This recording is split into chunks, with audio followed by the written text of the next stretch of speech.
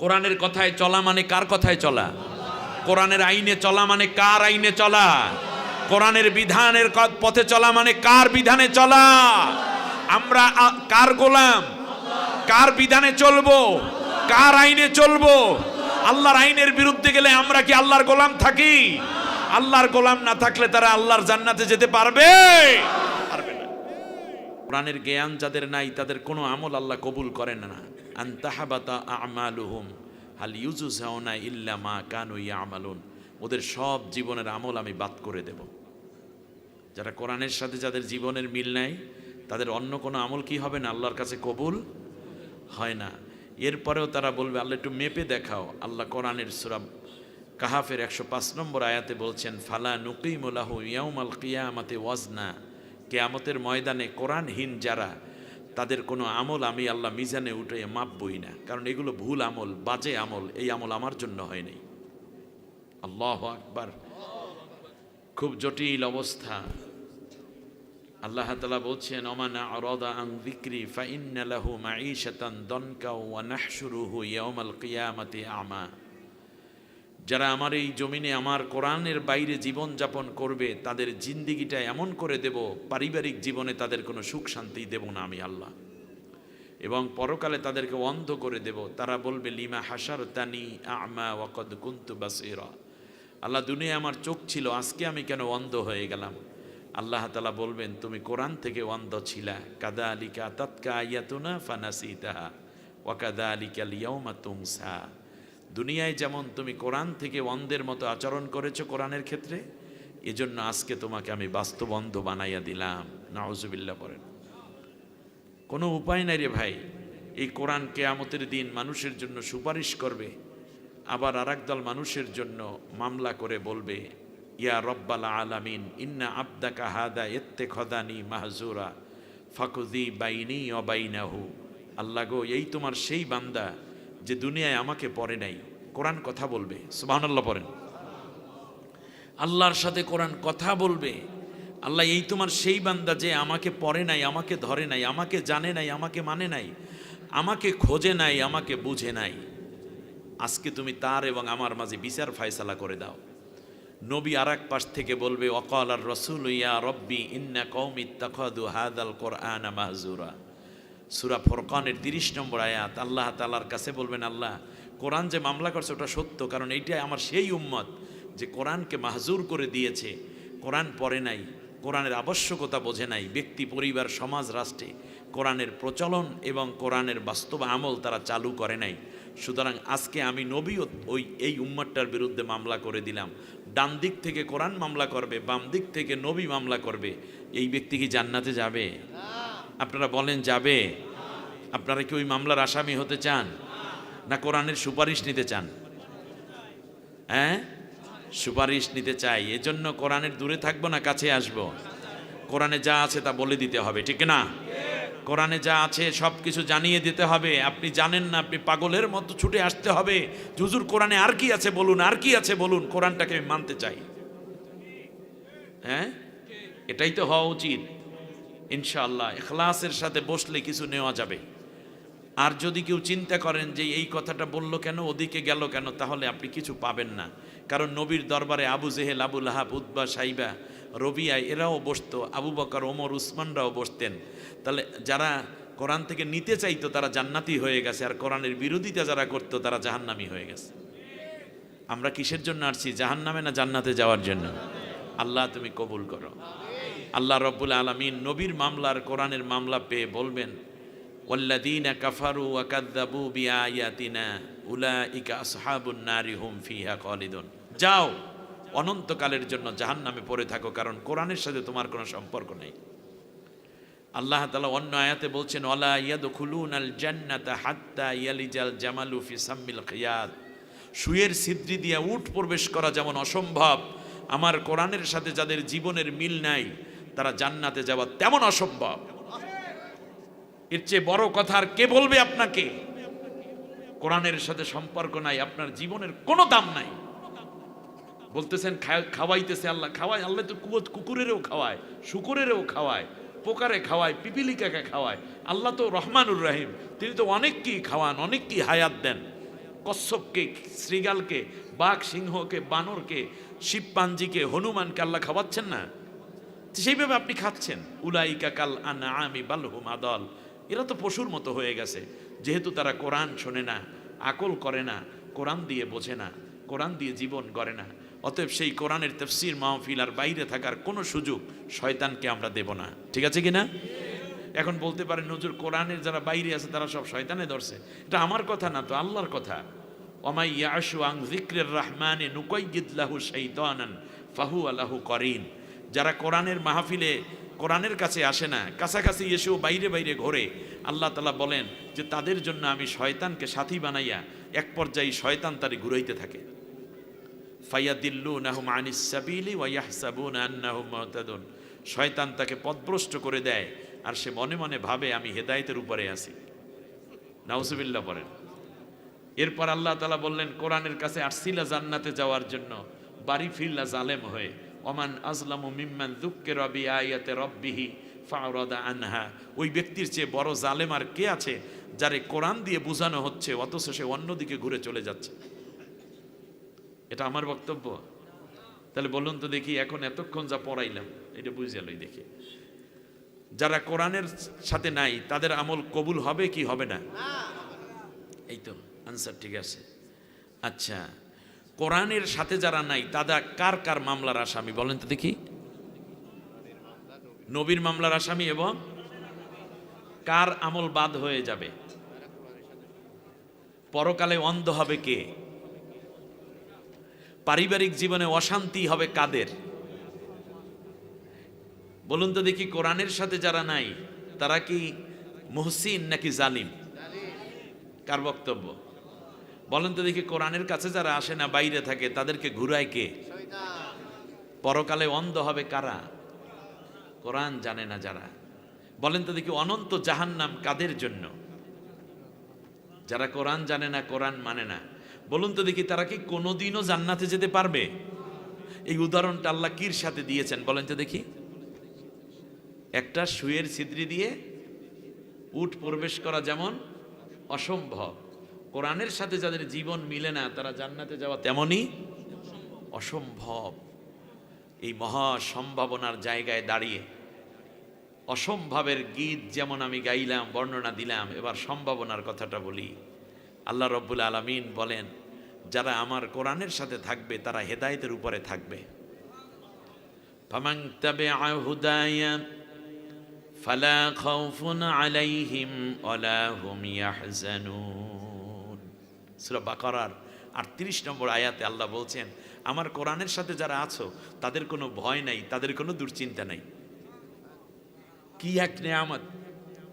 শুধু তাই না, আল্লাহ রাব্বুল আলামিন আবার বলতেছেন, শোনো, ওই ব্যক্তি যখন মারা যাবে তখন ফেরেশতারা এসে বলবে, সালামুন আলাইকুম তিবতুম ফাদখুলুহা খালিদিন। আল্লাহু আকবার। আল্লাহ তাআলা বলছেন যে ফেরেশতা আসবে, নূরের ফেরেশতা, জান্নাতের ফেরেশতারা এসে বলবে কোরআনের সাথী, আল্লাহ তোমাকে সালাম দিছে। সুবহানাল্লাহ পড়বেন না? আমার আপনার জীবনের কত মূল্য বেড়ে গেল, আল্লাহ সালাম দিয়েছেন। অপরদিকে আল্লাহ তাআলা বিপরীতটাও বলেছেন, যখন কেউ কোরআনের সাথে নাই, এই মানুষটা যখন মারা যাবে তখন ফেরেশতারা এসে বলবে, আখরিজু আনফুসাকুম, তুই তো নিজের জান বের করে দে। ফায়াদরিবুনা উজুহাহুম আদবারহুম, তখন জান দিতে চাইবে না, জান রুহু ভীষণ ভয় পেয়ে যাবে, তখন রুহু বের হতে চাবে না। তখন এই ফেরেশতারা তার চেহারা এবং কোমরের মধ্যে জোরে জোরে আঘাত করতে থাকবে। আল্লাহু আকবার। এখন আপনি কি মৃত্যুর সময় যন্ত্রণা পেয়ে মরতে চান না আসানের সাথে মরতে চান? তাহলে থাকতে হবে কি? কোরআনের সাথে। ইয়েস, বলেন কোথায় থাকতে হবে? আমি কোনো দলের কথা বলছি না, কোনো পীরের কথা, বুজুর্গর কথা বলছি না, জামালউদ্দিনের কথা বলছি না, কোনো ইসলামের কথা বলছি না, আমি আল্লাহর কোরআনের কথা বলছি। আপনি কোরআনের সাথে লেগেছেন, আপনার জীবন জান্নাতি হয়ে যাবে। শুধু তাই না, কবরের মধ্যে রাখার পরে, আহারে কি সুন্দর কথা আমার নবী জানাই গেছেন 1450 বছর আগে। কেউ যাবে না আপনার সাথে। কর্মীর কবরে নেতা যাবে? নেতার কবরে নেত্রী যাবে? ভাইয়ের কবরে ভাই যায়, স্বামীর কবরে স্ত্রী যাবে, সন্তানের কবরে বাবা মা যায়, বাবা মার কবরে সন্তান যায়। কিন্তু আল্লাহর নবী বলেছেন যারা কোরআনকে ভালোবাসতে জানে তাদের সাথে কোরআন চলে যাবে, শিয়রের পাশে বসবে। মুসলিম শরীফের হাদিস। এখানে ওলামায়ে কেরাম আছেন, আমি জানি কক্সবাজার চট্টগ্রামে বহু আলেম থাকেন মাহফিলে। সাথে সাথে এমন অবস্থাটা তৈরি হয়ে যাবে যে মুনকার নাকির ফেরেশতা আসবে, তাকে জীবিত করবে, সাথে সাথে কোরআন কথা বলা শুরু করবে। আমার বন্ধুরে ঘুমের মধ্যে ডিস্টার্ব কইরো না, আমার জন্য আমার বন্ধু জেল খাটছে, আমার জন্য আমার বন্ধু ফাঁসির মঞ্চে গেছে, বাড়িতে ঘুমোতে পারে নাই, থাকতে পারে নাই, আমার বন্ধু রিমান্ড খাইছে, গুলি খেয়েছে, আমার বন্ধু আমার জন্য বহু ত্যাগ কোরবানি করেছে, আমার দোস্তের ঘুম ভাঙ্গাইও না, আর আমি ঘুমাইতে দাও, যত কোশ্চেন আছে আমাকে করো, সমস্ত সওয়ালের জবাব আমি দিতে প্রস্তুত হয়ে আছি। কবরে প্রথম প্রশ্ন কি বলেন তো দেখি? মার রব্বুকা, কে তোমার রব? কোরআন 133টা আয়াত দিয়ে জবাব দেবে। প্রথমেই কোরআন বলবে আলহামদুলিল্লাহি রাব্বিল আলামিন, আল্লাহর জন্য সমস্ত প্রশংসা, যিনি তামাম জাহানের রব। বলুন এখানে রব দ্বারা কারে বোঝায়? রব্বুস সামাওয়াতি ওয়াল আরদি ওয়া মা বাইনাহুমার রহমান, এখানে রব কে? সুবহান রাব্বিকা রাব্বিল ইজ্জাতি আম্মা ইয়াসিফুন ওয়া সালামুন আলাল মুরসালিন ওয়ালহামদুলিল্লাহি রাব্বিল আলামিন। বলুন এখানে রব কে? দ্বিতীয় কোশ্চেন ওমা দীনুকা, কোরআন সাথে সাথে জবাব দিবে ইন্নাদ-দীনা ইনদাল্লাহিল ইসলাম, আমার বন্ধু ইসলাম মানছি, ইসলামের বাইরে অন্য কোনো মতবাদ কিংবা মতাদর্শ মানে নাই। তৃতীয় কোশ্চেন ওমান নাবিয়্যুকা, কে তোমার নবী? কোরআন জবাব দেবে ওয়ামা মুহাম্মাদুন ইল্লা রাসূল কদ খালাত মিন ক্বাবলিহির রাসূল ইলা আখিরি আয়া। কোরআন বলবে মুহাম্মদ হচ্ছেন আল্লাহর রসুল, মুহাম্মদ হচ্ছে নবীর নাম। সাথে সাথে ওই ফেরেশতারা বলবে আলবিসুবিল জান্নাহ, ও জান্নাতের ফেরেশতারা তাড়াতাড়ি আয়, কোরআনের সাথীর দেহের মধ্যে জান্নাতের নূরের পোশাক জড়াইয়া দাও। সুবহানাল্লাহ। ওয়া আফরিশু বিল জান্নাহ, আরের পিঠের নিচে জান্নাতের বিছানা বিছাইয়া দাও। আল্লাহু আকবার। জান্নাতের বিছানা, জান্নাতের পোশাক পরিহিত কোরআনের সাথীকে কোরআন ডেকে বলবে এখানে থাকার দরকার নাই। নবীজি বলেছেন কবর দেশ থেকে সরাসরি জান্নাতে চলে যাবে কোরআনের সাথী। মান জাআলাহু আমামাহু কাদাহু ইলাল জান্নাহ, আল্লাহর নবী বললেন কোরআন সামনে সামনে যেতে থাকবে, কোরআনের সাথীকে জান্নাতে না পৌঁছে দেয়া পর্যন্ত কোরআন তাকে একা ছেড়ে চলে যাবে না। আল্লাহু আকবার। আল কোরআনু হুজ্জাতুল লাকা আও আলাইক, কোরআন তোমার পক্ষে কিংবা বিপক্ষে দলিল হবে। আমার প্রিয় কক্সবাজারবাসী, আমি জানতে চাই আপনারা কোরআনকে বিপক্ষে দলিল বানাবেন না পক্ষে দলিল বানাবেন? সত্যি পক্ষে বানাবেন। এই কোরআন কি জীবিত না মৃত? শুধু মৃত। লিয়ুনজিরা মান কানা হাইয়া ওয়া ইয়াহিক্কাল কাউলু আলাল কাফিরিন। কোরআন শুধু জীবিত নয়, বরং মৃত আত্মাকে জীবন্ত করে দেয় এই কোরআন। সুবহানাল্লাহ বলেন। একটা হচ্ছে মৃত আর একটা হলো জীবিত। এই দুইটা শক্তি এক জায়গায় করলে যা হয়, তার চেয়ে বড় শক্তি হচ্ছে মৃত আত্মাকে জীবন্ত করে দেয়। সুবহানাল্লাহ বলেন। সুতরাং কোরআন এসেছে মৃত আত্মাগুলোকে জীবন্ত করে দেওয়ার জন্য। পরকালে আমরা কোরআনকে বিপক্ষে দলিল বানাবো না পক্ষে দলিল? কে কে পক্ষে দলিল বানাবেন দুইটা হাত উঁচু করে আল্লাহকে দেখান।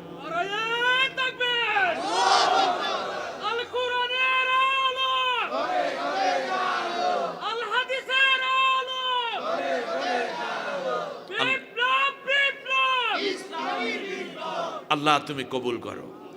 সম্মানিত ভাইয়ের একটা ছোট্ট প্রশ্ন করি, বিবেকের তাড়না থেকে জবাব দিতে হবে। আপনি যদি পরকালে কোরআনকে নিজের পক্ষে দলিল বানাতে চান, আপনার দুনিয়ায় থাকতে হবে কোরআনের বিপক্ষে না পক্ষে? এই কথা বুঝতে কোনো এমএ পাস করা দরকার আছে? তাহলে দুনিয়ায় যারা কোরআনের পক্ষে, পরকালে তারা কোরআনকে পক্ষে পাবে, আর যারা কোরআনকে পক্ষে পাবে তারা জান্নাতে চলে যাবে। পৃথিবীর কোন লোক, পৃথিবীর কোন লালসাই জান্নাতের পথে যেন বাধা হতে না পারে। কোন শক্তি, অপশক্তি কিংবা কোনো বাহাদুরি যেন আপনাকে জান্নাতের পথে কাটা হয়ে না দাঁড়ায়। আজই তার সিদ্ধান্ত নিতে হবে। একটা স্লোগান দেন তো দেখি। কোরআন আছে যেখানে, হয় নাই। কক্সবাজারের মানুষ এত ঢিলা হইলে সারা দুনিয়ার মানুষ তো আরো বেশি দুর্বল হয়ে যাবে। আমি বুঝতে পারছি। মুরব্বী যারা 40-এর উপরে বয়স তারা কিছু কইেন না। 40-এর নিচে যারা আছেন তারা একটা আওয়াজ দেবেন, কারণ ওই 40-এর উপরে যাদের কণ্ঠ একটু বারবার হয়ে গেছে, তো ওই আপনারা যে করকরা কণ্ঠ যুবকদের, এটা উপরে উঠতে পারতেছে না। এই জন্য 40-এর নিচে যারা একেবারে চুপ থাকেন, 40-এর নিচে যারা, তারা এইবার আমার স্লোগানের জবাব দেবে। ঠিক আছে কিনা? ঠিক আছে, সবাই রেডি? বাস। কোরআন আছে যেখানে, কোরআন নাই সেখানে। একটু হইছে মোটামুটি। আচ্ছা, এইবার ওনারা 40-এর উপরে, এর মধ্যে আমিও আছি। এইবার হবে 40-এর উপরে, 40-এর নিচে যারা তারা কিচ্ছু কইও না, শোনো ওনারা কি কইতে পারে। ঠিক আছে কিনা? জীবনের সবচেয়ে বড় আওয়াজটা এইবার বের হবে, আল্লাহর আরশ পর্যন্ত যেন যায়। বলেন আমিন। সবাই রেডি? মুরব্বীরা রেডি তো? জি। কোরআন আছে যেখানে, এই এত আওয়াজ আইলো করতে হবে। এই বাঙালির একটা অভ্যাস, না চেতাইলে চেতেই না। এইবার চেতানো হয়েছে। দুই গ্রুপ মিললে একসাথে বললে কেমন হবে বলেন দেখি। এইবার আবার দুই গ্রুপ একত্র হয়ে বলেন, কোরআন আছে যেখানে, কোরআন নাই যেখানে। কোরআন আছে যেই দলে, কোরআন নাই সে দলে। বাস, কোরআন আছে আমি আছি, কোরআন নাই কেউ যাব না, মোমেন যাবে না। ঠিক না বলেন? এই ইমানের উপরে থাকা যাবে তো ইনশাআল্লাহ? আল্লাহ আমাদের কবুল করুন, বলেন আমি। কোরআন সবাইরে টানে না রে ভাই। কোরআনের মধ্যে বিশাল আকর্ষণের টানে জম্মের মতো। হযরতে ওমরকে একটা টান দিয়া অর্ধেক পৃথিবীর শাসক বানাইয়া মৃত্যুর আগে জান্নাতের সার্টিফিকেট দিয়ে আল্লাহ তাকে ধন্য করে দিয়েছেন। অথচ বাড়ির পাশে আবু জেহেল তারে টানে না। কোরআন যারে টানে আল্লাহ তাকে অনেক বড় করে দেন, সম্মানিত করে দেন। অতএব আসুন না আজকে আমরা ওমরের মতো হয়ে যাব, খাব্বাব, খুবাইব, বেলাল, আরাতের মতো হব, আবু সুফিয়ানের মতো হব, খালিদ বিন ওলীদের মতো কোরআনের আকর্ষণে প্রেমে পাগল হব। বলেন ইনশাআল্লাহ। আল্লাহ কবুল করুন। আমি একটা আয়াত বলবো এখন, যেহেতু কোরআনের কথায় আমরা সবাই চলি, ঠিক না? এবার কোরআনের মধ্যে আল্লাহ তাআলা বলছেন, কোরআনের কথা মানে কার কথা? কোরআনের কথায় চলা মানে কার কথায় চলা? কোরআনের আইনে চলা মানে কার আইনে চলা? কোরআনের বিধানের পথে চলা মানে কার বিধানে চলা? আমরা কার গোলাম? কার বিধানে চলবো? কার আইনে চলবো? আল্লাহর আইনের বিরুদ্ধে গেলে আমরা কি আল্লাহর গোলাম থাকি? আল্লাহর গোলাম না থাকলে তারা আল্লাহর জান্নাতে যেতে পারবে? পারবে না। একটা আয়াত বলি, দেখি বোঝেন কিনা। আমি কিচ্ছু করতে বলবো না, শুধু আয়াত পড়বো আর অনুবাদ করব।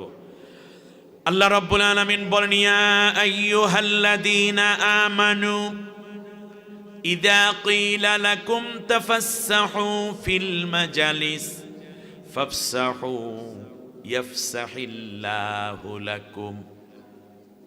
আল্লাহ তাআলা বলেন, ও ঈমানদারেরা, কোরআনের ময়দানটা যদি একটু ছোট হয়ে যায় আর কোরআনের শ্রোতা যদি বেড়ে যায়, তোমাদেরকে যদি বলা হয় একটু চাইপে চাইপে আইসা খালি জায়গা পুরো করো, অন্য ভাইয়ের জন্য পিছন দিয়ে একটু জায়গা ছেড়ে দাও, যদি এই কথা শোনার সাথে সাথে তোমরা সামনের জায়গা পুরা করে অন্য ভাইয়ের জন্য একটু জায়গা ছেড়ে দাও, আমি আল্লাহ কিয়ামতের দিন জান্নাতের মধ্যে আমার আরশের নিচে তোমার জন্য বড় করে জায়গা ছেড়ে দেব। এখন কি করা উচিত বলেন দেখি? যা করা উচিত সেটা করেন দেখি। এই একটা আয়াত বুঝছেন কিনা? যারা একটু আগাই আসলো তারা জান্নাতে আল্লাহর আরশের নিচে জায়গা পাবে। ছোট জায়গা পাবে না বড় জায়গা পাবে? আমি তো কাউকে চলে যেতে বলি নাই, আমি বলেছি সামনে আগাতে। আলহামদুলিল্লাহ, আলহামদুলিল্লাহ, সামনে আগাই আসেন। আলহামদুলিল্লাহিল্লাযী হাদানা লিহাযা ওয়া মা কুন্না লিনাহতাদিয়া লাউলা আন হাদানাল্লাহ والصلاة والسلام على رسول الله من لا نبي بعده وعلى آله وأصحابه أجمعين. فقد قال الله تعالى في كلامه المجيد وفرقانه الحميد: أعوذ بالله من الشيطان محبته পড়তে হবে। বিসমিল্লাহির রহমানির রহিম। فلا ربك لا يؤمنون حتى يحكموك فيما شجر بينهم ثم لا يجدوا في أنفسهم حرجا مما قضيت ويسلموا تسليما. اللهم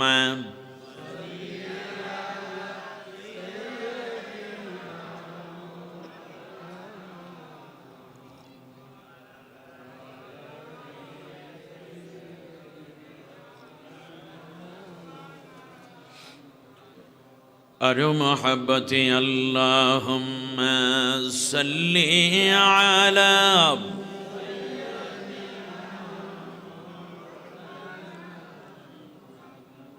وعلى آل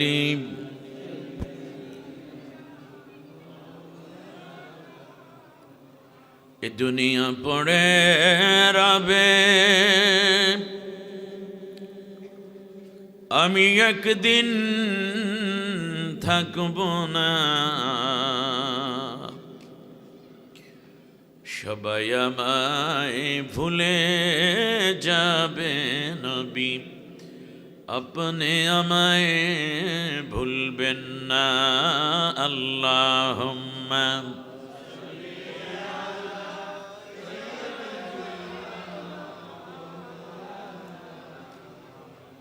ওয়া আলা আলি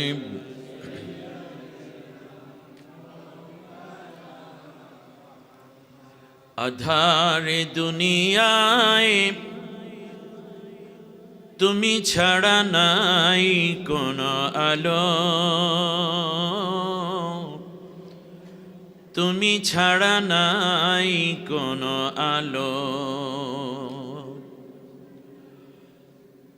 অশান্তিরে দাবানলে মজলুমানের হাহাকারে, জাহিলিয়াতের আধার ঘোচাতে তৌহিদি ঝড় তোলো, তুমি ছাড়া নাই কোনো আলো। সালাম সালাম নবী, হাজার সালাম তোমাকে, তুমি ধন্য করেছো হিরার আলোয় ধরাকে। বালাগাল উলাম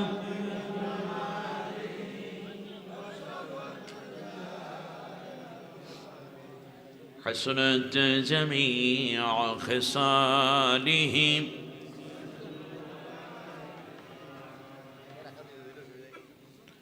কক্সবাজার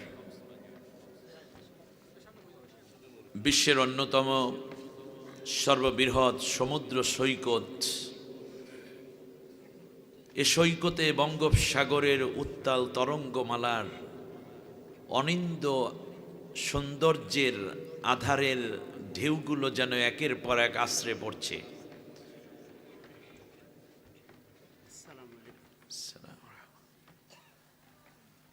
ভ্রমণ পিপাসু এবং আল্লাহর কুদরত দেখার জন্য মানুষগুলো পাগল পারা হয়ে ছুটে আসে একটু নির্মল বাতাস এবং মনের অবকাশ নেয়ার জন্য। সাথে সাথে রয়েছে নীলাচল,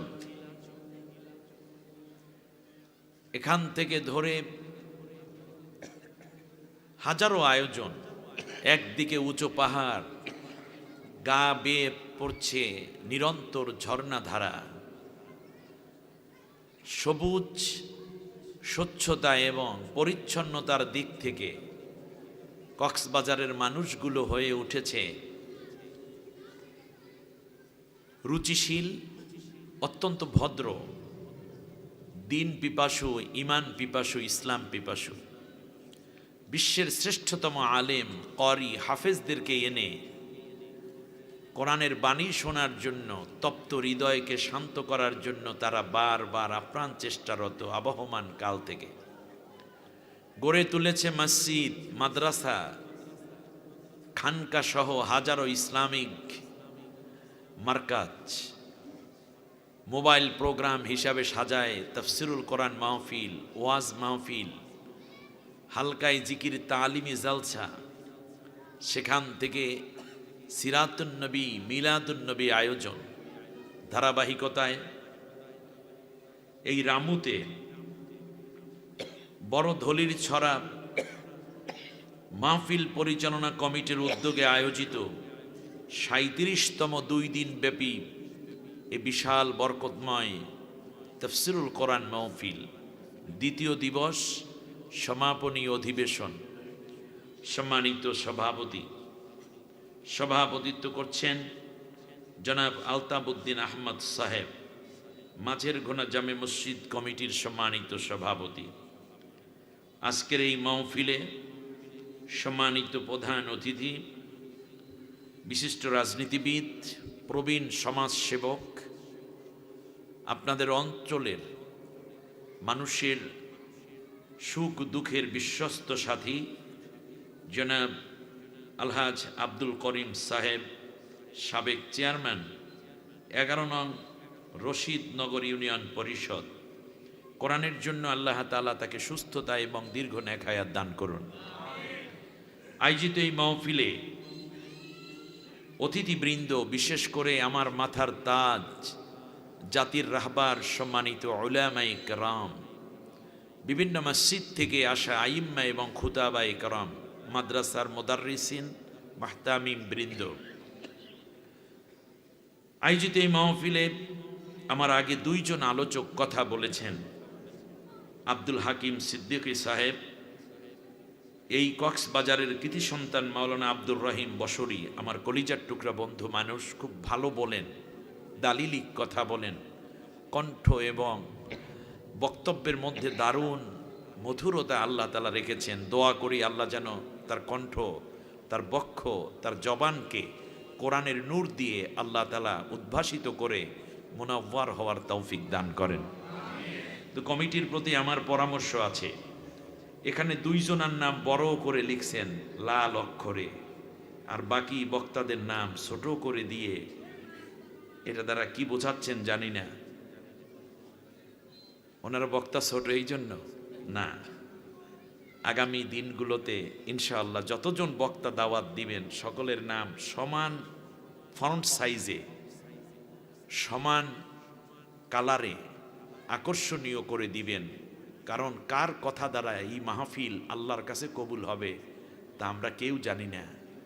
এমন হতে পারে আসরের পরে যেই বক্তা রাখছেন, নামও দেন নাই, তার এমন কিছু আমলি বক্তব্য হতে পারে যে কথা আল্লাহর কাছে এত প্রিয় হয়েছে, যার কারণে আল্লাহ পুরো মাহফিল কবুল করে সকলের গুনাহ মাফ করে দিয়েছেন। সুতরাং আমরা সবাইকে বড় করে দেখব, এইটা আমার তবিয়তে নাই যে বড় হবে নাম কিংবা ছোট হবে। আশা করি পরবর্তীতে এই বিষয়গুলো মাথায় রাখবেন ইনশাআল্লাহ। পর্দার অন্তরালে সম্মানিতা মা বোন, মঞ্চে এবং সামনে জ্ঞানী, বিজ্ঞ, চিন্তাশীল, বুদ্ধিমান, বিচক্ষণ শ্রোতা ভাই বোন, মুরব্বিয়ানে کرام, যুবক ভাইয়েরা, পর্দার অন্তরালে সম্মানিতা মা বোন, অন্য ধর্মাবলম্বীদেরকে আন্তরিক মোবারকবাদ জানাচ্ছি। এজন্য আপনারা যে কোরআন শুনতে পারবেন এই অধিকার আল্লাহ আপনাদেরকে কোরআনের মধ্যে দিয়ে রাখছে। সুবহানাল্লাহ। কোরআনের মধ্যে আল্লাহ রব্বুল আলামিন অন্য ধর্মাবলম্বীদের কোরআন শোনার অধিকার দিয়ে রেখেছেন। সুবহানাল্লাহ বলেন।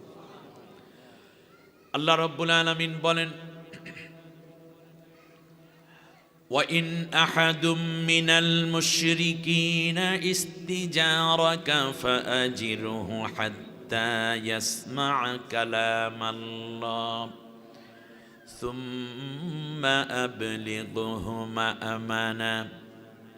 নবী হে, তোমার কাছে যদি কোনো মুশরিক কোরআন শুনতে চায়, ওয়াইন আহাদুম মিনাল মুশরিকিনা, মুশরিকদের মধ্য থেকে কেউ যদি চায় নবী আমার একটু কোরআন শোনান, আমি একটু কোরআন শুনতে চাই, আপনাদের কোরআনটা একটু জানতে চাই, তাহলে নবী উপযুক্ত পরিবেশ দিয়ে তুমি তাদেরকে কোরআন শোনার ব্যবস্থা করে দিবা। ফাআজিরুহু, তাকে কোরআন শোনার ব্যবস্থা করে দিবা। সুবহানাল্লাহ বলেন।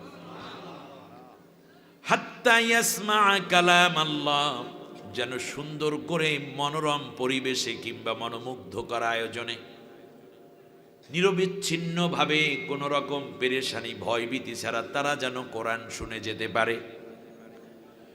কোরআন শুনতে শুনতে রাত যদি গভীর হয়ে যায় কিংবা যাওয়ার সময় যদি কোনো শত্রুর আক্রমণের আশঙ্কা দেখা দেয়, তাহলে আগে তুমি নিজের বাড়িতে যাইবে না, আগে তাদেরকে নিরাপত্তার সাথে নিজেদের বাসস্থানে পৌঁছাইয়া দেবা, তারপরে নবী তুমি তোমার নিজের বাড়ি যাইবা। সুম্মা আবলিগহু মা'মানা, মনে হয় যেন বাংলায় আবলিগ মানে কি পৌঁছাইয়া দিও, আমরের সিগা। সুম্মা আবলিগহু, তারে পৌঁছাইয়া দিও। ওই যে তবলিগ করে না, তবলিগ না, তবলিগ কথাটা তো আপনারা চেনেন নাকি? এখান থেকে আবলিগ মানে তারে পৌঁছাইয়া দিও, যে পৌঁছাইয়া দেয় সে হইল মোবাল্লিগ, আর তবলিগ মানে পৌঁছাইয়া দেওয়া। এই জন্য আমরের সিগা হইল বাল্লিগু, বাল্লিগ, তুমি পৌঁছাইয়া দাও। আর এখানে হইল আবলিগহু মা'মানা, নিরাপত্তার সাথে তুমি আগে তাদের বাড়ি পৌঁছাইয়া দেবা তাদেরকে, তারপর নিজের বাড়ি যাবা। আজকের এই মাহফিলে যদি কোনো শ্রীমতী পূর্ণিমা রানী শীল আসেন কিংবা কোনো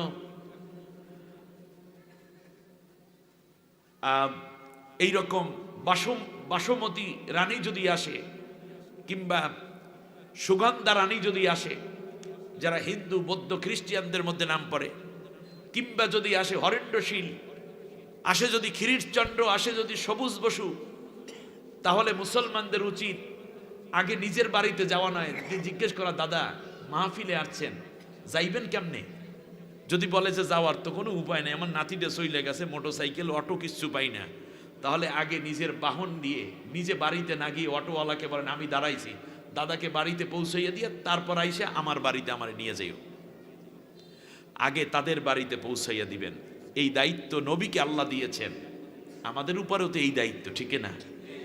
তাহলে কোরআনের শোনার অধিকার তাদের আছে না নাই? আছে। না শুনলে, কোরআন না শুনলে তারা মোমেন হবে কি করে?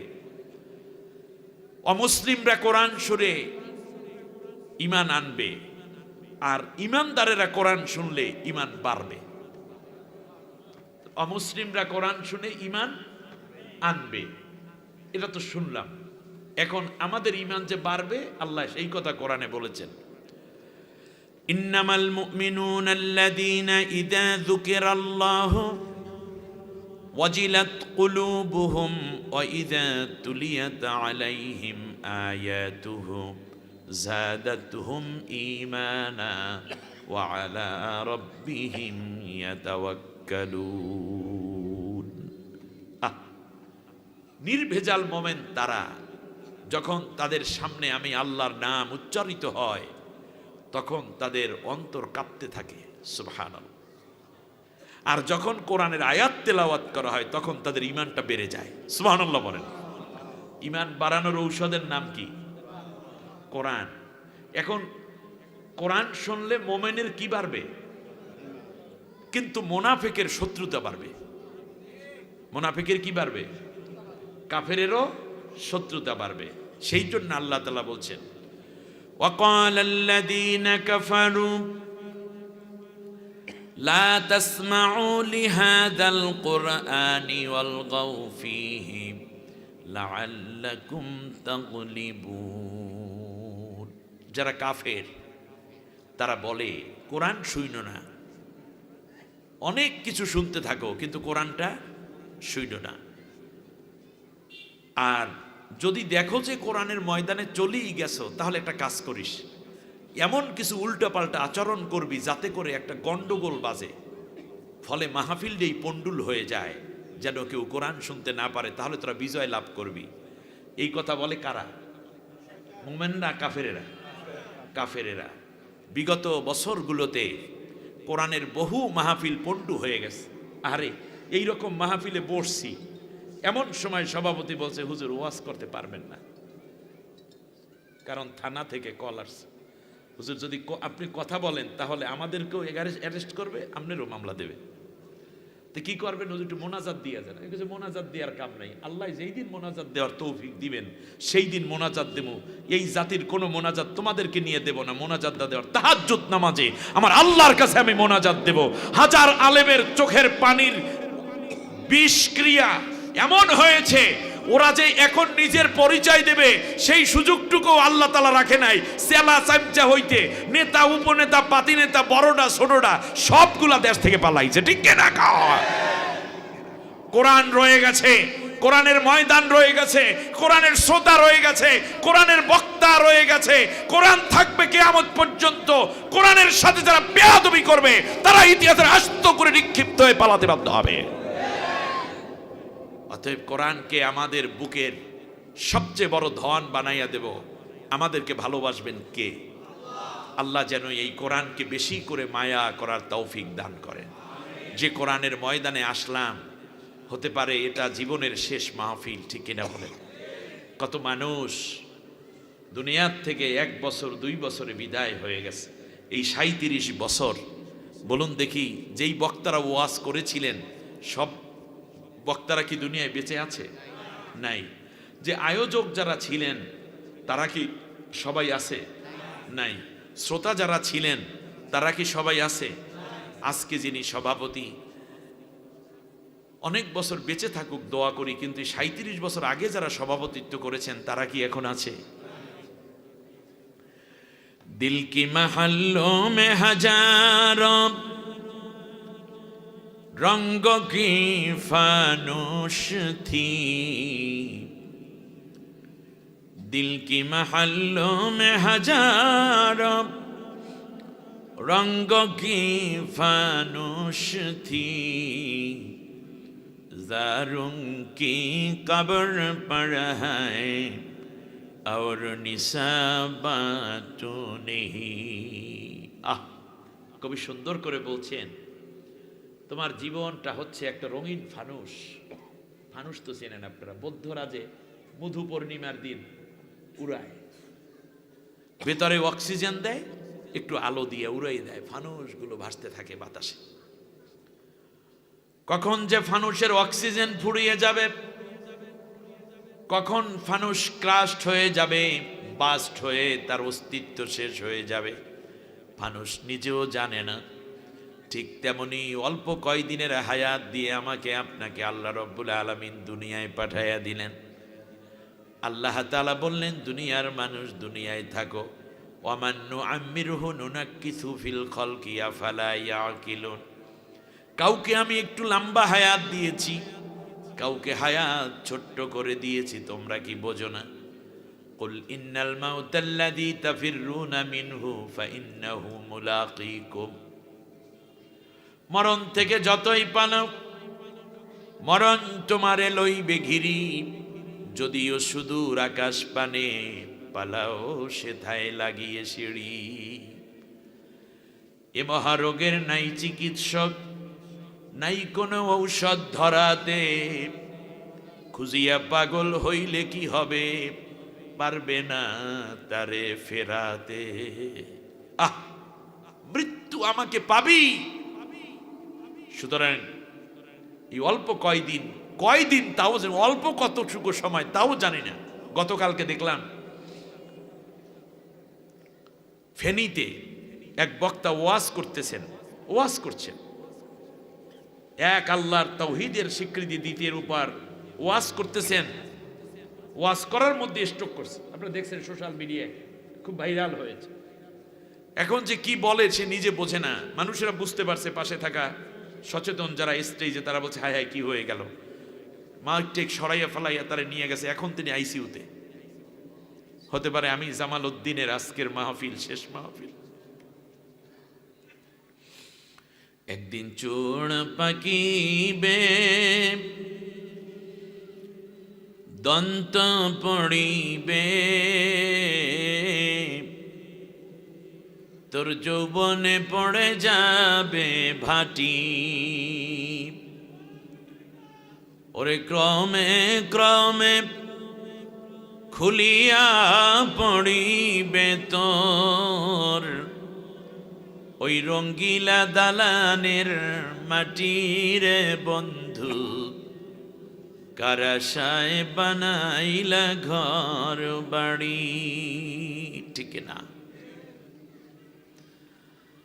টাকা পয়সা জমিদারি আর কত করবি বাহাদুরি, ওরে খাট পালঙ্ক দামি গাড়ি কারে যাবি দিয়া, কবর দেশে যাইয়া। একলা কবরে কেমনে রে থাকবি, ভাই বন্ধু সাড়িয়া রে, কবর দেশে যাইয়া। যাইতে হবে না? প্রস্তুতিটা যেন সুন্দর হয়। যার যত সুন্দর প্রস্তুতি, কবর জনম তার তত ভালো। দুনিয়ার জন্য এত আয়োজন করলাম, আখেরাতের জন্য কতটুকু করলাম আজকে ভাবার খুব সময় এসেছে। আজ না হয় কাল তুমি যাইবা কবরে, যাবার বেলায় দেখবে যে গো তোমার সবই রইল পড়ে, যাবার সময় দেখবে যে গো। ছেলে মেয়ে বলবে বাবা কিভাবে যাবে, আব্বা বলে ডাকবো কারে গো বাবা, এ ভব সংসারে বাবা বলে ডাকবো কারে গো। ঘর করলা বাড়ি করলা চলো গাড়ি করে, আজরাইল তোমার সামনে খাড়া গো, নিবে কলিজাটা ছিঁড়ে, আজরাইল তোমার সামনে খাড়া গো। জীবন যেন মৃত্যুর আবর্তে ঘূর্ণীয়মান এক লাটিমের মতো ঘুরে থাকা খেলনার মতোই। নিশ্চিত মৃত্যু জানার পরেও আমরা মৃত্যুকে ভুলে যাই, তার কারণ মৃত্যুটা কখন হবে এইটা আমরা জানি না। মৃত্যুর সময় মানুষ আল্লাহরে ডাক দিয়া বলবে, ফায়াকুলা রাব্বি লাউলা আখরতানি ইলা আজালিন করিব ফাআসাদদাক ওয়া আকুম মিনাস সালিহিন। আল্লাহ একটু চান্স দাও, একটুখানি চান্স দাও, আরো একটা সেজদা দিয়ে আসব, মসজিদের জামাতের সাথে নামাজ আদায় করব, নফল রোজাও রাখবো, একটু জিকির করে আসব। আমার যত ব্যাংক ব্যালেন্স আছে আল্লাহ এর থেকে অনেকগুলো টাকা পয়সা আমি দান করে আসব। 5টা বিল্ডিং এর মালিক বানাইলে 4টাই আমি দিনের জন্য ওয়াকফ করে আসব। আমার 3টা গাড়ি, একটা রেখে বাকিগুলো দিয়ে আসব। আল্লাহ জায়গা জমি সব লেখা দিয়ে আসবো এতিমখানায়, মানবতার কল্যাণে, বৃদ্ধাদের জন্য পুনর্বাসনের জন্য দিয়ে আসবো, অসহায় মানুষকে দিয়ে আসবো। আল্লাহ রাব্বুল আলামিন বলবেন, বান্দারে 60 বছর 70 বছর হায়াত দিলাম, 70 বছর মিলাইয়া 7,000 টাকা দান করতে পারো নাই, আর তুমি এখন 7 কোটি টাকা দান করবা, এই বিশ্বাস আমারে করাইতে যাইও না। ওয়ালা ইউআখিরাল্লাহ, 1 সেকেন্ডও সময় পাবে না, মৃত্যুর সময় আফসোস করবে, আল্লাহ দান করে আসবো, ন্যাক করে আসবো। আর জাহান্নামের কিনারে যখন দাঁড় করানো হবে, বান্দা আফসোস করে বলবে, লাউ নুরাদ্দু ওয়ালা নুকাদ্দিবা বিআয়াতি রাব্বিনা, আল্লাহ একটা বারের জন্য দুনিয়ায় পাঠাও রে মালিক, দুনিয়ায় যাইয়া একটা কাজ করব, শুধু তোমার কোরআনটারে পড়ব, কোরআন বুঝবো, কোরআন নিয়ে গবেষণা করব, কোরআন অনুযায়ী আমল করব। একটা বারের জন্য আমারে শুধু দুনিয়ায় পাঠাইয়া দাও, কোরআন ছাড়া অন্য কিছু মানব না, জানবো না। আল্লাহ রাব্বুল আলামিন বলবেন, 70 বছরের হায়াত দিয়েছিলাম, 70টা আয়াত মুখস্থ করতে পারো নাই, 7টা আয়াতের অনুবাদ জানো নাই, 50টা আয়াতের উপরে তোমার ধারণা নাই, 6666টা আয়াত দিলাম আমি আল্লাহ। একটু একটু করে যদি টার্গেট করতি বান্দা, কোরআনটা তোর সাথী হয়ে যাইতো, আজকে তুই জান্নাতি হয়ে যেতে পারতি। সুতরাং পৃথিবীতে একবার যদি কেউ বিদায় নেয়, তাকে নতুন করে আবার দুনিয়ায় পাঠানো আমার কাজ না। অতএব অনন্ত জাহান্নামের মধ্যে পড়ে থাক, তোর কথাগুলো শুধুই ধোঁকাবাজি। আফসোস, আফসোস করতে করতে বান্দা, ইয়াউমা ইয়া'আদ্দু যালিমু আলা ইয়াদাইহি, বান্দা নিজের ঠোঁট নিজে কেটে ফেলবে, জিহ্বাটা বান্দা নিজের দাঁত দিয়ে কামড়ে ছিঁড়ে ফেলবে, নিজের আঙ্গুলগুলো কেটে ফেলবে, হাতের কবজি পর্যন্ত কামড়ে ছিঁড়ে ফেলবে। আরে আমার জীবন, যদি জানতাম কোরআন পড়লে, কোরআন অনুযায়ী চললে, আল্লাহর হুকুম মানলে ওই অনন্ত জান্নাত পাওয়া যাবে। আর এই কোরআন না মানার কারণে, কোরআন না বোঝা, কোরআন না খোঁজার কারণে আজকে অনন্ত জাহান্নামে পড়ে যাচ্ছি। আমার নসিব বড় মন্দ, নিজে নিজের উপরে ধিক্কার দিতে থাকবে, আর নিজের ঠোঁট কামড়াইয়া ছিঁড়ে ফেলবে, জিহ্বা এবং হাত কামড়ে ছিঁড়ে ফেলবে। বলুন, এই দৃশ্য আল্লাহ দেখবেন, কিন্তু বান্দার কি কোনো লাভ আছে? নাই। সুতরাং হতে পারে আমার আপনার জীবনের শেষ মাহফিল, এই মাহফিল যেন আল্লাহ আমাদের হেদায়েতের জরিয়া করে দেন, বলেন আমিন। আসুন, আজ আমাকে যেখান থেকে আমার ভাইরা আলোচনা করতে বলেছেন, যেহেতু একটি ধারাবাহিক মাহফিল, কক্সবাজারের ভাইরা কোরআনের পাগল, আমি মনে করি আগামী দিন কোরআনের যেই বিজয়ের সূর্য উদিত হবে, প্রতিদিন যেমন দিন রাতে সমুদ্রের উত্তাল তরঙ্গমালা যেমন সমুদ্র তটে আশ্রে পড়ার মাধ্যমে একটি জাতিকে ধুয়ে এবং মানুষদেরকে ধুয়ে মুছে পরিচ্ছন্ন করে দিচ্ছে, আমার বিশ্বাস এই কক্সবাজার থেকেই নারায়ে তাকবীর আল্লাহু আকবার স্লোগানের ঢেউ যেটা শুরু হবে, এই কক্সবাজারের মধ্যে মুমিন মুজাহিদদের কণ্ঠের আওয়াজই একদিন বাংলাদেশের সর্বত্র ঢেউয়ের মতোই আল্লাহর কোরআনের পতাকা উড্ডীন হওয়ার জন্য সেই স্রোতধারা তৈরি করে দেবে ইনশাআল্লাহ। সুতরাং কোরআনের যেই জায়গা থেকে কথা বলা হচ্ছে, আমি একটা আপনাদের মেহমান হিসাবে, একজন মেহমান হিসাবে একটা পরামর্শ দেই।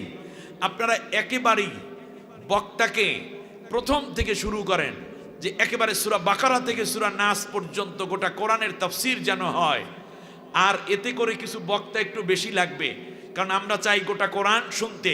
বক্তাকে বলে দিতে হবে, আপনি এক রুকুর তাফসীর করবেন, সময় 2 ঘন্টা। ওয়াজ না করতে পারলে শুধু তেলাওয়াত করবেন আর অনুবাদ করবেন, আমরা এটা জানতে চাই।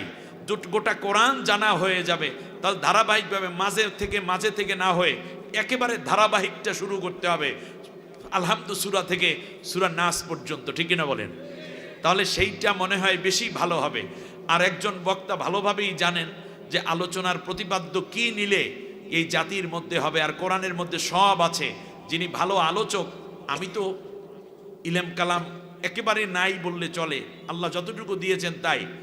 তো ভালো আলোচক যারা, তারা যে কোনো আয়াতকে যখন ব্যাখ্যা করতে যাবেন গোটা কোরআন ধরে টান দেওয়া সম্ভব, ঠিক না বলেন? অতএব যদি সম্ভব হয় তাহলে শুরু থেকে আরম্ভ করেন, তাহলে সেইটার মধ্যে একটা ভিন্ন বারাকা আসবে ইনশাআল্লাহ। প্রিয় বন্ধুগণ, আমি আপনাদের উদ্দেশ্যে আজকে সূরা আলে ইমরান এর 142 এবং 43 নম্বর আয়াত থেকে কথা বলতে চাই ইনশাআল্লাহ, বিমাশিয়াতিল্লাহ অবে ফাদলিল্লাহ। আমি আপনাদের কাছে একটু জানতে চাই, কোরআন যখন শুনতে হয় তখন আমি আপনাদেরকে দুইটা বিষয় খুব দৃষ্টি আকর্ষণ করছি। শুনুন, কোরআন যখন আপনি শুনবেন তখন আপনি, আমি, আরেকজন, আমরা যেহেতু মানুষ, সামাজিক মানুষ, রাষ্ট্রের জনগণ, রাষ্ট্রের মধ্যে যখন আমরা বাস করি তখন কেউ না কেউ কোনো না কোনো দল করি, ঠিক না? দল ছাড়া কোনো মানুষ নাই। ও যত মুসল্লিগিরি করুক না কেন, সে দলটা করে, বলে কিংবা না বলে। এখন আপনি যখন কোরআনের মজলিসে বসবেন তখন আপনি মনে করতে হবে আমি কোনো দলের লোক না, আমি কোরআনের লোক। কারণ যদি আপনি দলের চিন্তা মাথায় আসে, আপনি বিএনপি, আপনি জামাত ইসলামী, আপনি হেফাজত, আপনি চরমনাই, আপনি খেলাফত, এই রকম যা আছেন, তখন সাথে সাথে দেখবেন যে এই বুঝি আমার কথাই কইছি, এই বুঝি আমার বিরুদ্ধে বলছে। এই একটা শয়তানই আপনার মনের মধ্যে শয়তান ওয়াসওয়াসা দিতে পারে। এই জন্য আমরা যতক্ষণ কোরআন শুনবো ততক্ষণ পর্যন্ত আমরা কোনো দল না, কোরআন যেইটা বলছে ওইটাই আমার দল। এখানে কেউ আছেন যারা পীরের মুরিদ, যখন কোরআন শুনবে তখন যদি আপনি পীরের মুরিদিনী নিয়ে বসেন তাহলে ওই পীরের কথাই বারবার মনে আসবে, কোরআনের কথা আপনার ভিতরে ঢোকা মুশকিল হয়ে যাবে। তার কারণ দেখবেন পীরটাই ভালো লাগে, কোরআনটার আপনার ভালো লাগবে না। আবার যারা তবলিগ জমাত করেন, যখন কোরআনের কথা বলবেন আপনি 1 মিনিটের এই মানে 1-1.5 ঘন্টার জন্য আপনি তবলিগ করেন না, এই রকম হইয়া বসতে হবে। আর না হলে ওই তবলিগ মাথার ভিতর থাকবে, আসল কথা মাথায় ঢুকবেই না। আমার কথা আপনাদের বুঝে আসছে? সেই জন্য এই মুহূর্তে আমরা কোনো দলের না, কোনো মতের না, কোনো পীরের না, কোনো তরিকার না, আমরা সবাই কোরআনের। কোরআনের মধ্যে যা আছে আমি সেইটা। পারা যাবে? খুব জটিল কথা কিন্তু এই রকম বসলে হেদায়েত পাওয়া যাবে। আর না হলে ওই আগেরটাই আপনার মাথায় থাইকে যাইবে, মাহফিল শুনছেন ফাও ফাও। দ্বিতীয় খুব জটিল কথা, কক্সবাজারের ভাইরা বুঝবেন, কোরআনেরই কথা। কোরআনের কথা মানে কার কথা? কিন্তু কোরআনে আল্লাহ বলেছেন একরকম, এই যে এখন আমি তেলাওয়াত করে আরম্ভ করব, দেখা গেল আপনি পীরের মুরিদ, আপনার পীর বলছে আর এক কথা। তো কোরআনে আছে এক কথা, পীর বলছে তার বিপরীত। এখন একটা বাদ দিয়ে আর একটা রাখতে হবে। সেই ক্ষেত্রে আপনারা কারে বাদ দিবেন? কোরআন বাদ দেবেন না পীর বাদ দেবেন? ইয়েস, যেই পীরের কথা কোরআনের সাথে মিলেন ওটা পীর না, ওটা ভণ্ড। এই যে আবুল সরকার না কি সরকার, এই যে এই বদমাইশ লোকগুলো, বাংলাদেশে যত নাস্তিক আছে তারা কেউ কিন্তু ধর্মকে মানে না, ধর্মের বিপরীতে, কিন্তু তারা বাউলদের সাথে। এর মানে বোঝা যায় নাস্তিক্যবাদের ধর্মীয় রূপের নাম ইসলামের নামে কিংবা ধর্মের নামে ইসলামের ক্ষতি করার জন্য যে গ্রুপটা কাজ করছে তার নাম বাউল গ্রুপ। প্রমাণিত সত্য। প্রিয় ভাইয়েরা, আপনি তবলিগ জামাত করেন, আমিও তবলিগের 3 চিল্লার সাথী। এখন আমি বলি, মুরব্বী বলছি একরকম, আল্লাহর কোরআনে বইলে ফেলাইছে আর এক রকম। আজকে জানতে পারলেন। এখন একটা বাদ দিয়ে আর একটা রাখতে হবে, যেহেতু বিপরীত, দুইটা তো একসাথে চলবে না, একটা রাখতে হবে আর একটা বাদ দিতে হবে। সেই ক্ষেত্রে আপনার কাছে আমার জিজ্ঞাসা, আপনি কোনটা রাখবেন? পীর মুরব্বী রাখবেন না কোরআন রাখবেন? বারা যাবে? মাশাআল্লাহ, এই তো ইমানটা একটু শক্ত হচ্ছে। এই যে আদা তুমি ইমানা, ইমানের জন্য ঔষধ যাচ্ছে। আপনি আহলে হাদিস কিংবা বাতখালী লামাজাবি, আপনার আমির বলছেন এক কথা, কোরআনে আছে তার বিপরীত। এখন কি করবেন? আমিরকে ঠিক রাখবেন না কোরআন ঠিক রাখবেন? ইয়েস, এই তো চূড়ান্ত কথা। আপনি কোনো না কোনো দল করেন, আমিও করি দল, এর সবাই দল করেন। আপনার নেতা আপনার নেত্রী বলেছেন একরকম, আল্লাহ কোরআনের মধ্যে বলেছেন তার বিপরীত। এখন একটা বাদ দিয়ে একটা রাখতে হবে। কোনটা রাখবেন? নেতা নেত্রী বাদ দেবেন না কোরআন বাদ দেবেন? ইয়েস। এইবার বলেন, কোরআনের সাথে না মিললে পীর বাদ, কোরআনের সাথে না মিললে মুরব্বি বাদ, কোরআনের সাথে না মিললে নেতা নেত্রী বাদ। সব বাদ দিয়ে আমরা কোরআনটাকে প্রাধান্য দেব। হ্যাঁ, নেতার কথা যদি কোরআনের সাথে মেলে তাহলে তো নেতাকে স্যালিউট, পীরকে স্যালিউট, মুরব্বিকে স্যালিউট, ঠিক না? কিন্তু কোরআনের বিপরীত হয়ে গেলে প্রয়োজনে নেতা বাদ যাবে, প্রয়োজনে নেত্রী বাদ যাবে, প্রয়োজনে পীর বাদ যাবে, প্রয়োজনে মুরব্বী বাদ যাবে, প্রয়োজনে বক্তা বাদ যাবে। কিন্তু আল্লাহর কোরআনকে যারা বিজয় দিতে পারবেন, কোরআনটায় যা আছে তা আমি মেনে নেব, এই সাহস যাদের আছে তারা দুইটা হাত উঁচু করে আল্লাহকে দেখান।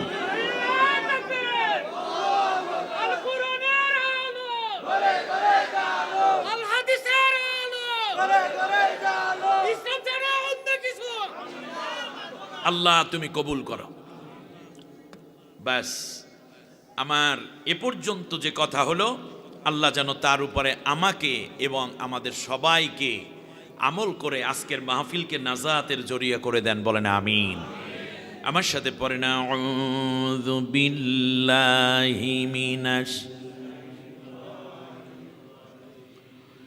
বিসমিল্লাহির রহমানির রহিম। বিতাড়িত অভিশপ্ত শয়তানের ওয়াসওয়াসা থেকে আল্লাহর আশ্রয় চাই। কার আশ্রয়? আরো জোরে বলতে হবে, কার আশ্রয়? আমাদের আশ্রয়দাতা কে? আমাদের নিরাপত্তা দানকারী কে? রক্ষাকারী কে? আমাদেরকে লালন পালন করেন কে?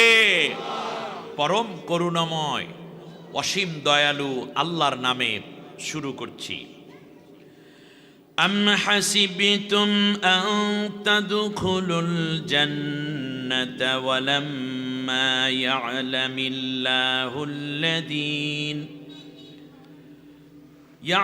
الله الذين جاهدوا منكم ويعلم الصابرين ولقد كنتم تمنون الموت من قبل أن تلقوه فقد رأيتموه وأنتم تنظرون وما محمد إلا رسول قد خلت من قبله الرسل أفإن مات أو قتل انقلبتم على أعقابكم ومن ينقلب على عقبيه فلن يضر الله شيئا وسيجزي الله الشاكرين آمنت بالله। তোমরা কি এই কথা ভেবে নিয়েছো যে তোমরা কি এমনিতেই জান্নাতে ঢুকে যাবে? এইরকম একটা চিন্তা তোমরা করে বসে আছো নাকি? অথচ আল্লাহ তাআলা এখনো তোমাদের ইসলাম থেকে দূরে চলে যায়। মূলত সেই ইসলামের ক্ষতি করবে এই চিন্তা করার কোনো সুযোগ নাই, বরং তার নিজেরই ক্ষতি হবে। আল্লাহর কোনোই ক্ষতি সে করতে পারবে না। তবে মনে রেখো, যারা ধৈর্যের পরাকাষ্ঠা এবং চরম বিপদে পরম সাহসিকতার পরিচয় দিবে, এরকম শুকরগুজার বান্দাদেরকে আল্লাহ রব্বুল আলামিন অগণিত অসীম নেয়ামত দিয়ে ধন্য করবেন দুনিয়ায় এবং আখিরাতে। বারাকাল্লাহু লানা ওয়া লাকুম ফিল কোরআনিল আযীম। আল্লাহুম্মা ইগফির লানা ওয়া লিওয়ালিদাইনা ওয়া লিজামিল মুমিনিনা ওয়াল মুমিনাত ইয়াওমা ইয়াকুমুল হিসাব।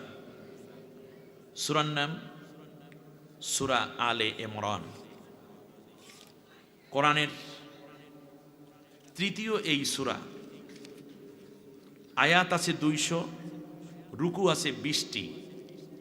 মদিনায় অবতীর্ণ এই সূরার মধ্য থেকে আমি আপনাদের উদ্দেশ্যে 3টি আয়াত তিলাওয়াত করে তার সরল অনুবাদ করার চেষ্টা করেছি। 42, 43 এবং 44, অর্থাৎ 142, 143, 144, 3টি আয়াত। আল্লাহ রব্বুল আলামিন যদি তৌফিক দেন, এই আয়াতগুলো আমরা জানার চেষ্টা করব এবং এর আলোকে নিজেদেরকে গড়ার চেষ্টা করব ইনশাআল্লাহ। আপনাদের কষ্ট হচ্ছে না তো? আপনারা কয়টা পর্যন্ত ওয়াজ শুনবেন? একটা। আমি চেষ্টা করব 12টার মধ্যে ক্লোজ করে দিতে ইনশাআল্লাহ, কারণ আপনাদেরকে অনেক কষ্ট দিয়ে আমি আবার গুনাহগার হতে চাব না। কিন্তু এই 12টার আগে কেউ উঠবেন না, কারণ কোরআনের ময়দান থেকে ঘাড় ফিরিয়ে নেয়াকে আল্লাহ তাআলা খুব অপছন্দ করেন। একটু কষ্ট হলেও বসে থাকতে হবে। কার সম্মানের দিকে তাকিয়ে? আল্লাহর কোরআনের ইজ্জতের দিকে তাকিয়ে। পারা যাবে না ইনশাআল্লাহ? আল্লাহ তুমি কবুল করো। প্রিয় বন্ধুগণ, সূরার এই আয়াতগুলো নাজিলের সবচেয়ে বড় প্রেক্ষাপট হচ্ছে উহুদের যুদ্ধ। কোন যুদ্ধ? ইসলামের ইতিহাসে বদরের পরের বছরই এই যুদ্ধটি হয়। এই যুদ্ধে 70 জন সাহাবী শহীদ হন। রাসূল সাল্লাল্লাহু আলাইহি ওয়াসাল্লামের দান্দান মোবারক শহীদ হয়ে যায়। আমার কথা আপনারা শুনতেছেন? প্রেক্ষাপটটা বলতেছি। তাফসীরের সিস্টেম কিন্তু এটাই, তিলাওয়াত হলো, অনুবাদ হলো। এখন কেন আয়াত নাজিল হলো সেইটা শুনেন, এরপরে আমরা কি করব সেইটা জেনে আমরা বিদায় হব ইনশাআল্লাহ। উহুদের এই যুদ্ধে মুসলমানদের সবচেয়ে বেশি রক্তক্ষয়ী সংঘর্ষ হয়। বিশ্বনবী সাল্লাল্লাহু আলাইহি ওয়াসাল্লাম বদরের যুদ্ধে যখন মাত্র 313 জন সাহাবী নিয়ে 1000 সশস্ত্র সৈনিকের বিরুদ্ধে আল্লাহর দয়ায় বিজয় লাভ করলেন এবং 70 জন কাফেরকে, আবু জেহেল, আবু লাহাব, উতবা, সাইবা সহ উমাইয়া বিন খলফের মতো বড় বড় লিডারদেরকে এই যুদ্ধে যখন হত্যা করে বদরের যুদ্ধে মুসলমানরা স্বস্তির নিঃশ্বাস ফেলছিল, ঠিক তখনই আবু সুফিয়ানের নেতৃত্বে 3000 সৈন্য নিয়ে উহুদ প্রান্তরে হাজির হয়ে গেছে কাফেরেরা। আবার মদিনা আক্রমণ করে মুসলমানদেরকে পুরোপুরি শেষ করে দেওয়ার আকাঙ্ক্ষায় নবী সাল্লাল্লাহু আলাইহি ওয়াসাল্লাম 1000 সাহাবী নিয়ে ফজরের সালাত আদায় করলেন মসজিদে নববীতে। সুবহানাল্লাহ বলেন। নবীজি সালাম ফেরানোর পরে মসজিদে নববীর মিম্বরে দাঁড়িয়ে এক আবেগঘন বক্তব্য দিলেন, খুতবা দিলেন। বিশ্বনবী বললেন, আমার সাহাবীরা, আমাদের এই ছোট্ট মদিনাটাকে আবার নাস্তানাবুদ করে দেওয়ার জন্য, দখল নেয়ার জন্য কাফেরেরা জড়ো হয়ে গেছে। উহুদ পাহাড়ের কিনারে চলে আসছে। এখান থেকে মাত্র 3 থেকে 3.5 মাইল দূরে। এখন কি তাদেরকে ভেতরে আরো আসতে দিবা নাকি ওখানেই প্রতিরোধ করবা? সাহাবীরা বলল, ইয়া রাসূলুল্লাহ, কোনো কথা নাই, ওখানেই আমরা থামাবো তাদেরকে। আল্লাহর নবী বললেন, সাহাবীরা ঘরের মধ্যে চলে যাও, বিবিদের কাছ থেকে বিদায় নিয়ে আসো, বাচ্চাদের কাছ থেকে বিদায় নিয়ে আদর করে আসো। নিজেদের যতটুকু অস্ত্র শস্ত্র আছে তা তোমরা নিয়ে বের হয়ে আসো। নবীর সাথে যারা নামাজ পড়লেন সবাই বেরিয়ে আসলেন, নবীর নেতৃত্বে উহুদের ময়দানে যাবে। মাইলখানেক যাওয়ার পরই আব্দুল্লাহ ইবনে উবাই, মুনাফিক সর্দার, সে কানে কানে অনেকের কাছে বলা শুরু করলো, আমরা মুহাম্মাদের পিছে নামাজ পড়ি, ভালো কথা, আমরা মুহাম্মাদের পিছনে ইক্তেদা করি, আমরা মুহাম্মাদের সাথে রোজা রাখি, ইফতার করি, আমরা আল্লাহর নাজিল করা কোরআন পড়ি, জিকির করি, কালেমা পড়ি, তাহাজ্জুদ পড়ি, ইফতার করি, সাহারি খাই, দান অনুদান যা পারি তা আল্লাহর পথে ব্যয় করি, যাকাত দেই। কিন্তু মুহাম্মাদের সাথে ইসলামের জন্য লড়াই করতে যেতে হবে, এই কথা কি মানায়? বরং আমরা লড়াই করতে যাব না, ইসলামের আরও তো অনেক ভালো ভালো আমল আছে, সেই আমলগুলা মসজিদে নববীর মধ্যে আমরা কইরা কইরা মুহাম্মাদের জন্য, নবীর জন্য, সাহাবীদের জন্য দোয়া করব। যুদ্ধের ময়দানে যাওয়ার মতো ঝুঁকি আমাদের নেয়ার দরকার নাই। এই রকম নরম চিন্তাওয়ালা মুসলমান আমাদের মধ্যেও আছে না নাই? অথচ আল্লাহর নবী নিজে যাচ্ছেন যুদ্ধের ময়দানে, আবু বকর, ওমর, উসমান, আলী, তলহা, জুবাইর, খাব্বাব, খুবাইব, বেলাল, আরাত, আব্দুর রহমান বিন আউফ সবাই যাচ্ছেন কোথায়? উহুদের যুদ্ধে। মুনাফিক ভিন্ন একটা রাস্তা আবিষ্কার করলো, সে বলল যে না, মারামারির দরকার নাই, নামাজ কালাম পইরা ইসলাম পালন করে বেহেশতে চলে যাব। একজন দুইজন নয়, 300 জন লোককে ধোঁকা দিয়েছে। নবীর উপস্থিতিতে 1000 সাহাবীর মধ্যে ধোঁকায় পড়ছে কয়জন? 3 ভাগের 1 ভাগ প্রায়। ভালো করে বুঝেন, নবীর উপস্থিতিতে মুনাফিকরা ধোঁকা দিয়া যদি 3 ভাগের 1 ভাগ কাবু কইরা ফেলাইতে পারে, আমাদের দেশে এবং বিশ্বে ওই মুনাফিকরা আছে না সব মরছে? তো নবী আছে না মরছে? নবী তো নাই, নবী নাই, সাহাবিও নাই।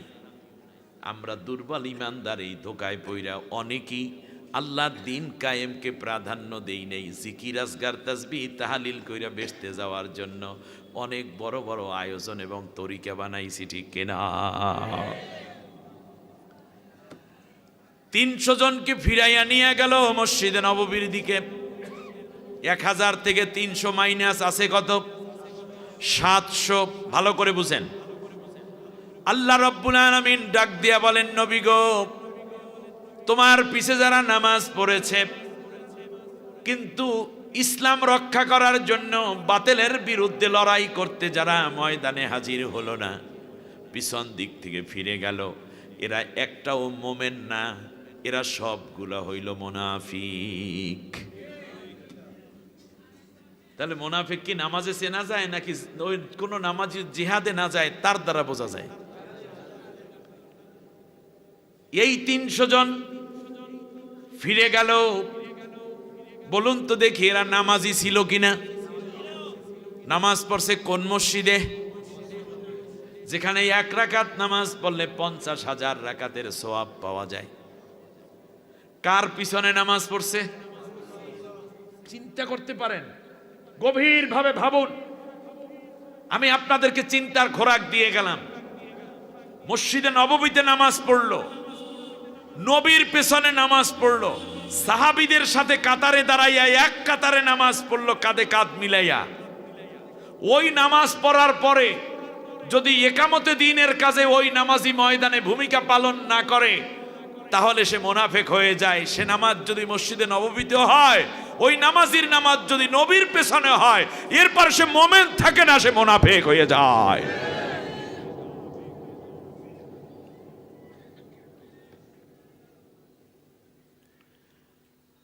মুনাফিকরা ঈমানদার না। আবার বলি, মুনাফিকরা ঈমানদার না। ওয়াইদা লাকুল্লাযীনা আমানু ক্বালু আমান্না ওয়াইদা খালাউ ইলা শায়াতিনহিম ক্বালু ইন্না মাআকুম ইন্নামা নাহনু মুস্তাহজিউন। ইমানদারের সাথে দেখা হলে বলে আল্লাহ আল্লাহ, আর যখন ইসলাম বিরোধীদের সাথে দেখা হয় তখন রাম রাম করে। একদল আছে না নাই? আগার হাফিজ মুসলে খাহি দরমিয়ানে খাশোয়ান বা মুসলমা আল্লাহ আল্লাহ বাবে রাম মন রাম রাম।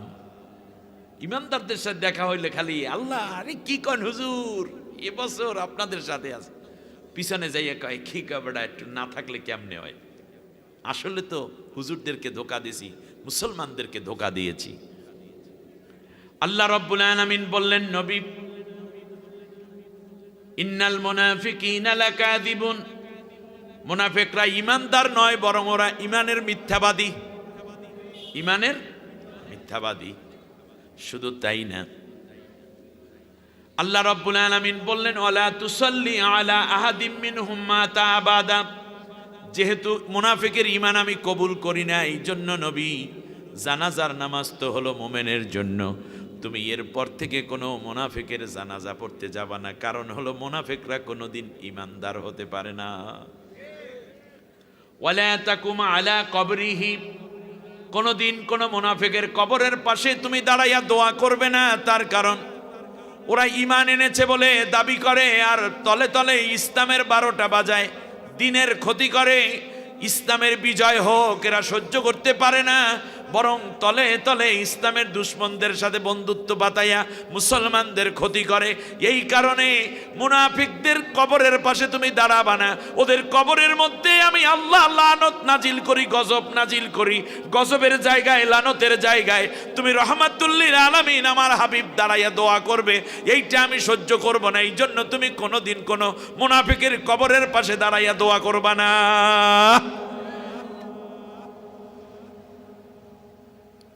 আল্লাহর নবী মুনাফিকের জন্য দোয়া করে, চোখের পানি সাইর আব্দুল্লাহ ইবনে উবাইয়ের জন্য দোয়া করে। আল্লাহ ডাক দিয়া কয় ইস্তাগফির লাহুম আও লা তাস্তাগফির লাহুম ইন তাস্তাগফির লাহুম ৭০ মাররাতান ফালা ইয়াগফিরাল্লাহু লাহুম। নবী আপনি এই মুনাফিকটার জন্য দোয়া করেন আর না করেন, দোয়া করতেছে কে? আল্লাহর নবী। দোয়া কি ফেল হওয়ার কথা না, কিন্তু আল্লাহ তাআলা কি কয়? নবী কয় আল্লাহ তুমি আব্দুল্লাহ ইবনে উবাইকে মাফ করে দাও। আবু বকর ওমর সহ ১০০০-এর অধিক সাহাবী ছিল ওই জানাজায়, তারা কয় আমিন। নবী কয় মাফ করিয়া দাও, সাহাবীরা কয় আমিন। এরপরে আল্লাহ আয়াত নাজিল করে বললেন নবী তুমি ওর জন্য দোয়া করো আর না করো, ৭০ বার দোয়া করলেও আমি কশ্চিন কালেও ওকে আমি মাফ করব না। ইন্নাল মুনাফিকিনা ফিদ দারকিল আসফালি মিনান নার, মুনাফিকরা যাবে জাহান্নামের সর্বনিম্ন স্তরে। এটা কি আমার কথা না আল্লাহর কথা? তাহলে বোঝা যায় জাহান্নামগুলো হচ্ছে স্তর বাই স্তর।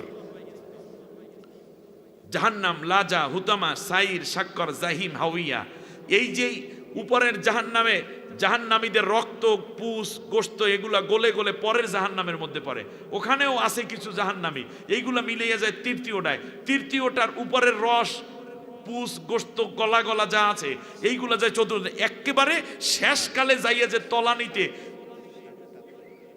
সেই তলানির মধ্যে ফেলানো হয় মুনাফিকদেরকে, আসফাল। সুতরাং নবী তুমি মুনাফিকদের জন্য দোয়া করতে যাইও না। আজকে ঈমানদারে পাকা করতে হবে, মুনাফিকি মুক্ত হতে হবে, ঠিক কিনা বলেন? আল্লাহ রাব্বুল আলামিন বললেন নবী তুমি যুদ্ধে চলে যাও, সাহাবীরা ৭০০ জন হাজির, ৩০০ জনের বিরুদ্ধে লড়াই। শুনতেছেন না? আল্লাহর নবী জুবায়ের রাদিয়াল্লাহু তাআলা আনহুকে বললেন ও আমার সাহাবী, এই যে উহুদ পাহাড়ের একটা সুড়ঙ্গ দেখো, এখানে ১০ জন সাহাবী নিয়ে দাঁড়াইয়া থাকবা। ভালো করে শুনুন, কান খাড়া করে শুনুন, মন দিয়ে শুনুন। এখানে তুমি ১০ জন নিয়ে থাকবা তীরন্দাজ। জুবায়ের রাদিয়াল্লাহু তাআলা আনহু ঠিক নেতৃত্ব দিলেন। ৩০০০ কাফের সৈন্যের বিরুদ্ধে ৬৯০ জন সাহাবী যখন লড়াই করলো, একটা পর্যায়ে মুসলমানদের বিজয় হাতের কাছে চলে আসলো। সুবহানাল্লাহ। কাফেরেরা এলোমেলো হয়ে গেল যুদ্ধের ময়দানে। এমন সময় ওই যে 10 জন আছে এর মধ্যে 9 জনই ভাগাই গেছে। তারা মনে করতেছিল এখন গনিমতের মাল উদ্ধার করব, শত্রুদের রেখে যাওয়া ঘোড়া, উট, দুম্বা, বকরি, ভেড়া, অস্ত্র, স্বর্ণা দানা যা আছে সব কিছু আমরা নিয়ে আসবো। এইগুলাকে বলে গনিমত। এগুলা কি বলে? ঠান্ডা লাগতেছে? আরে বিসমিল্লাহ, ইয়াদা দুখান বিসমিল্লাহ। ভাইরা আমার খেয়াল করুন, তারা মনে করেছে যুদ্ধে বিজয় হয়ে গেছে, আসলে কি বিজয় হয়েছে? আনতে গেছে শত্রুদের মালামাল। ইতিমধ্যে আবু সুফিয়ান পরবর্তীতে যিনি ইসলাম গ্রহণ করেছেন দেখতে পাইলেন সুরঙ্গ খালি, পেছন দিক থেকে ঘোড়া নিয়ে 50-60 জনের একটা বাহিনী মুসলমানদের উপর আক্রমণ করলো। আক্রমণ কইরা মুসলমানদের 1 জন 2 জন নয় 70 জন সাহাবীকে হত্যা করে ফেলেছে, শহীদ হয়ে গেছে। এই যুদ্ধে মুসলমানদের বড়